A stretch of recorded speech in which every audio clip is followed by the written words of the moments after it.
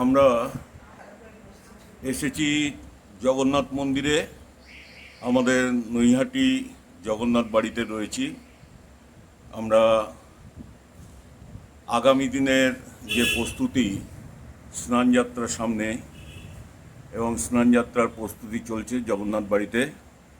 আমাদের প্রধান সেবায়িত মাননীয় রঞ্জিত পাল মহাশয়, তিনি এই কাজটা দীর্ঘদিন ধরে করেন।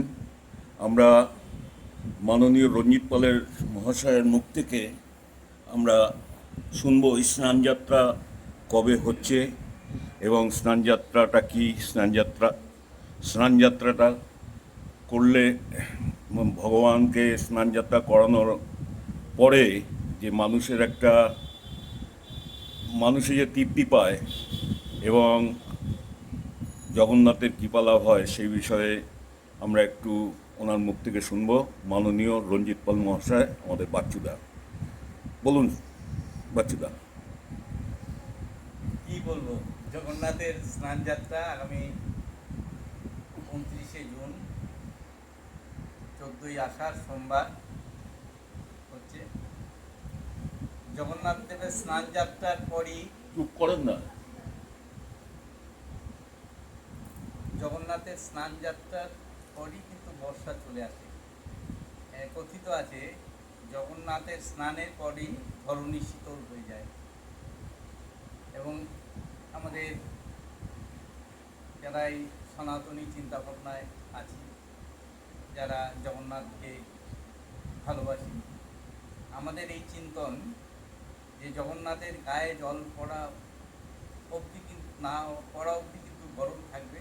জগন্নাথের গায়ে জল পড়লেই স্নান হয়ে গেলে তার এই ধরনী অনেক ঠান্ডা হয়ে যাবে, গরমটা অনেক কমে যাবে, এটাই আমাদের বিশ্বাস। এবং 14 তারিখ বেলা 10টা থেকে 12টা পর্যন্ত স্নানের ব্যবস্থা। এখানে অনেক মানুষ আসেন, তাদের সুবিধার্থে 10টা থেকে 12টা পর্যন্ত স্নানের ব্যবস্থা আছে। এখানে প্রত্যেকেই স্নান করাতে পারবেন। একটাই শর্ত, ওখানে বাইরে পা ধোয়ার জল থাকবে, ধোয়া জামা কাপড় করে আসতে হবে, এটাই। কত তারিখে বললেন? 14ই আষাঢ়, 29শে জুন সোমবার। সোমবার, মানে টাইমটা তো? হ্যাঁ, 10টা থেকে 12টা। 10টা থেকে 12টা। তারপর আচ্ছা, তারপর তাকে মন্দিরে নিয়ে আসা হবে এবং ওই দিন স্নানের পর তার হাতি বেশ হয়। হাতি? স্নান যাত্রার পরই তার হাতি বেশ হয়।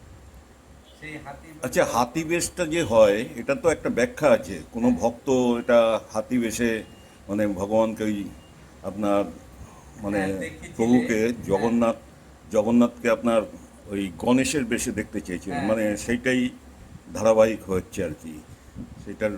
হ্যাঁ, ওই জন্যই হাতি বেশ হয়।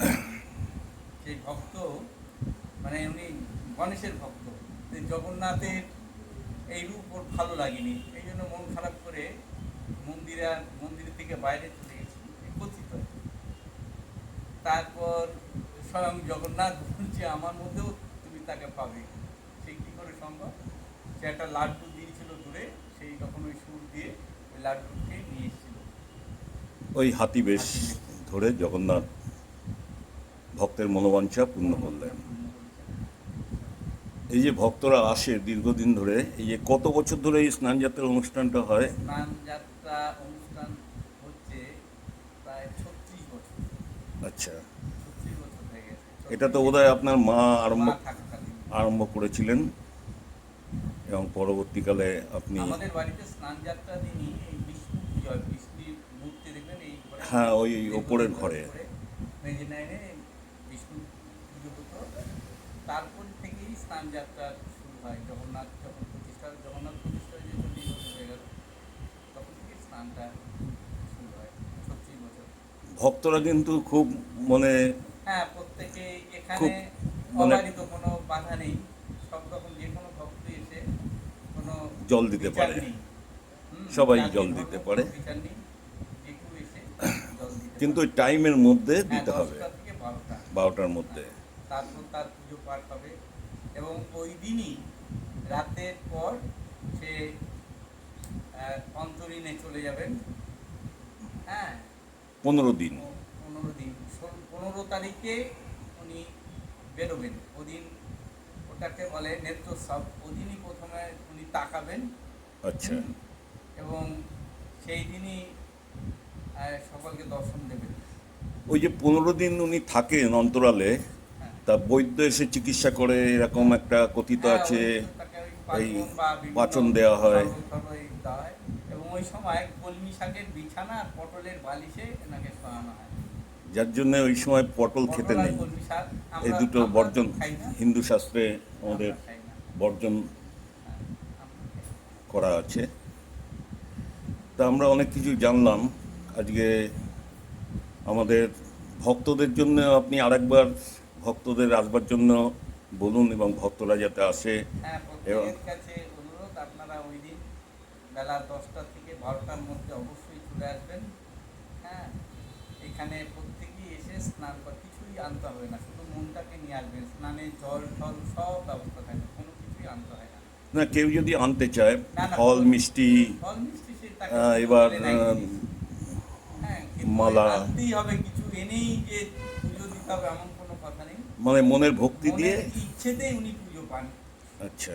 কারোর জল দেওয়ার ইচ্ছে হলে উনি চলে আসেন, কোনো দুধ বা জল যেন না আনেন, ওইটা আমরা অ্যাকসেপ্ট করি না, কারণ তার জল অনেক আগেই পুজো হয়, ওই পুজো দেওয়া জলেই তাকে স্নান মানে ওই করানো হয়। জলটা এনে আগে হ্যাঁ, উৎসর্গ করানো হ্যাঁ। হয় প্রভুর উদ্দেশ্যে। ওই দিন আর কেউ জল আনলে সেই জলটা, কারোর বাইরের কোনো জল আমরা গ্রহণ করি না।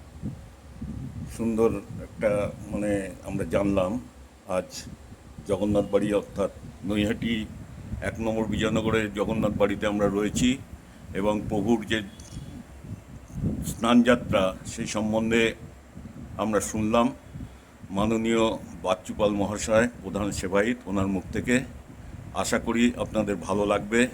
আমি নৈহাটি থেকে শিবনাথ সরকার এই আপনাদের উদ্দেশ্যে এই ভিডিওটা তৈরি করলাম।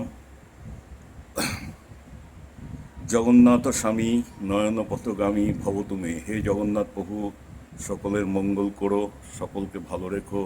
জয় জগন্নাথ। প্রেসিডেন্ট বলুন জয় জগন্নাথ, জয় জগন্নাথ, জয় জগন্নাথ।